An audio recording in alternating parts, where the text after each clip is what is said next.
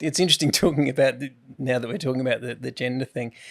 My son, who you're mates with, Levi, is a personal trainer, and he just updated his Insta page yesterday, and he sent me. We sort of get feedback from each other, and he sent me a screenshot, and it said turning men and women into athletes. And I'm always, he's always waiting for my constructive criticism because I'm a dad, right? So I always come back. I said, look, mate, we're living in a world now where I think you need to remove men and women from it, and either training humans to be athletes, training people to be athletes. He said, yeah, fair call, because people don't identify as a man or a woman. So I think it's kind of crazy because I'm 53 and I'm a little bit more old school. I'm half contemporary with my thinking and half old school. I kind of go, that shouldn't offend anyone. But I guarantee you there's going to be someone that says training men and women. I don't identify as a man or a woman. But I think then in that point, I'm like, well, the people that are going to complain about that, do you really want to work with? Like, they're probably going to complain about a lot more too. Yeah. And I think like that's where also like it's okay. I don't know, like maybe some people have got an extreme view or whatever. I'm like, I'm of the opinion that, well, that's what there is. Yeah. And so like, I don't know, I'm happy to have conversations with people about this. I know people that are going through that sort of transition process myself. And I'm like, but just because also you have that belief doesn't mean I have to have that belief. No. And I think that's what the problem we have in the world now is if I don't believe or have the same beliefs and opinion as you, I don't like you. Yeah. I'm an atheist, so I've got beautiful friends that are Muslim, Catholic, Christian. I've got Lebanese friends that they all practice different religions, and in the conflict in Gaza at the moment, I've got friends on both sides of it. I'm not here to. I don't want to offend any of them. I listen. I'm really open to their views. I don't impose my views on them. I don't want to go out to dinner and have, their religious beliefs rammed down my throat. I'm not going to ram being an atheist in a non-believer space down their throat. I think we can all live in harmony. I think it's absolutely fine, and it should be that way. But you should still be able to have conversations about those things. Yeah, mature. Like I should be able to sit there as someone, once again, I don't have a strong belief. I like a lot of what religion stands for, but I don't say I am this, I am that. But I should be able to sit and stand there and have a conversation with a Christian, with a Muslim, with a whoever, and hear them out and they hear me out and us still enjoy the meal. Yeah. Like it doesn't mean we have to avoid those conversations. Just respectful conversations and ponder thoughts and ponder ideas. Yeah.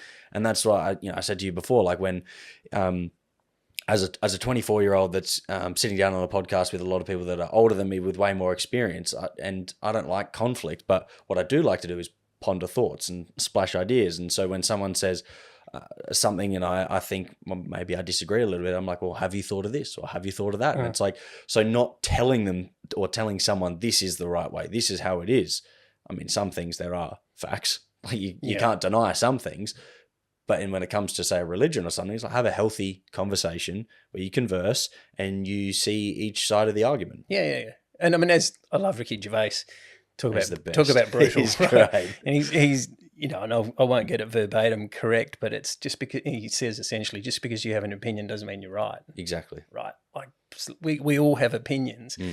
And he'll continue to say there's 10,000 gods, I think, registered, let's say, worldwide. There's about 10,000 gods. You can't all be right. Exactly. It's cool. All have your beliefs. That's fine. Let's just treat each other with respect and decency. But we can't all be right. So I don't know. I like to think I can sit around a dinner table with people with a whole lot of different beliefs. I just think it's when people try to preach, that's probably when I start to get a bit fired up and go, well, I don't need to be. Don't kick it into me.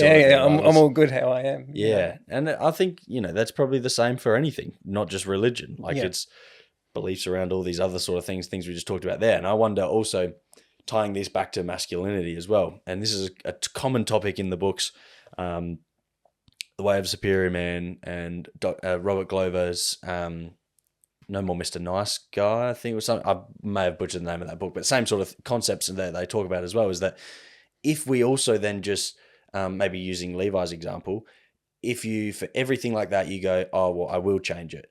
And you're always not falling victim, but you're changing your views to please that person that's in front of you right now. What happens when the next person you talk to goes, no, but it's only men and women. And you go, oh, sorry, I'll change it. Yeah. And it's like, well, now we become the quote unquote, maybe what people see as a weaker man is that, and an inauthentic person, because we change our opinion based on the person that's in front of us. Yeah. Well, now I can't trust you. Yeah. Because I don't actually trust what you're telling me is the truth. Yeah, whereas if you're able to sit there and be like, and that example again, I'll sit there and be like, I do believe it's men and women, or the Olympic debate of the boxing and all these sort of things. I'm happy to sit here and maybe not agree with everyone, but I'm being honest with you. Mm-hmm. If I sat in front of you and went, oh no, yeah, human, yeah, we should say that, and then I go back to Levi and go, Levi, make it men and women. Yeah.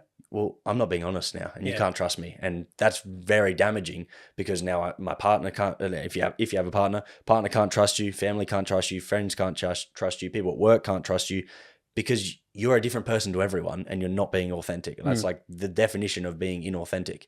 Yeah. So I think that becomes a very dangerous game for masculinity as well. Yeah, and look, and in fairness to Levi, if he'd pushed back and said, "Dad, fucking, pull your head in," I'm going men or women. I'm like, yeah, sweet, that's your call. I'm just. I'm telling you how it may be perceived. He's fairly aware and switched on in that space, and he decided to change it. I mean, it's his business. Yeah. So, but you pondered the thought. That's that healthy how you approach it. You didn't say, do this. No, and then classic. I mean, being a dad, he knows every time he sends me anything that I'm always going to come back with a bit of a counter argument or counter discussion, but it is thought provoking, which I think is healthy. And there's this, I just feel like that this masculinity thing, or just people's beliefs, that misinformation that goes around online is just feeds it. Head over to Jordan Checker Podcast to get the full exclusive experience.